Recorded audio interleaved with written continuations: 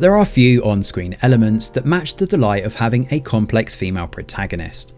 There's something profoundly satisfying in watching women take up space with all of their strengths and flaws and complications. Motel California Season 1 tries to offer up such a female protagonist in Kang-hee. The K-drama is absolutely entrenched in Kang-hee's story, her trauma and her emotions. However, it fails to live up to her potential.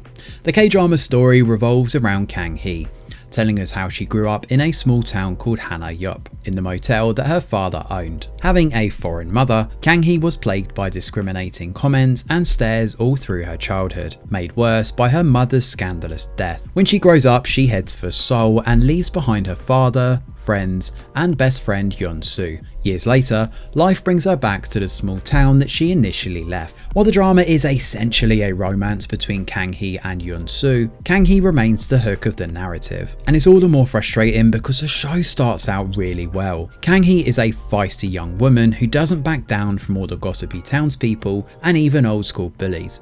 She snaps back at anyone who dares insult her, but she's also riddled with doubt and insecurities.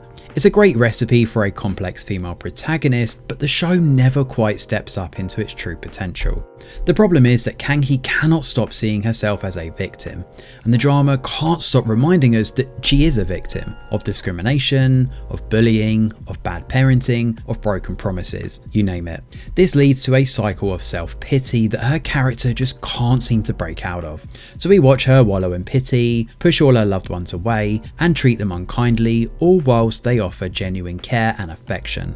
Unlikable characters can of course make for good entertainment, but Kang-hee is just frustrating to watch. Yes, this might be a realistic portrait of a person in her circumstances, but it just doesn't provide very good entertainment. Motel California's writing doesn't help either.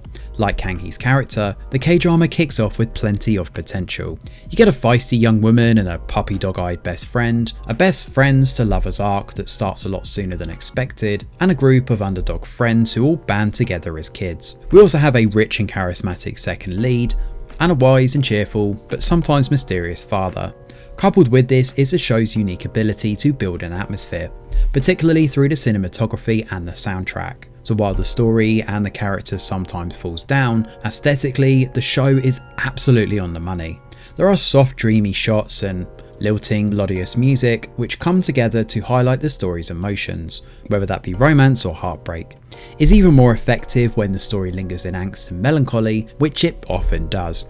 And this is perhaps why it's all the more frustrating when the plot begins to unravel. Instead of focusing on the characters' complicated emotions, the series gets stuck in an infuriating trajectory where the main leads get a glimpse of happiness only for it to be followed by a dollop of misfortune. We do get small moments of joy, but it's basically bookended by larger tragic revelations, and after a few cycles of this, it does tend to become tedious. Predictable tropes repeat themselves and the supporting characters get rushed haphazard conclusions.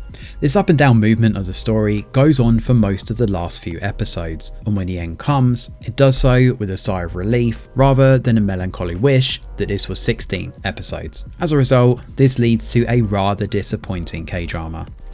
Thanks for watching, and do let us know your thoughts in the comments below.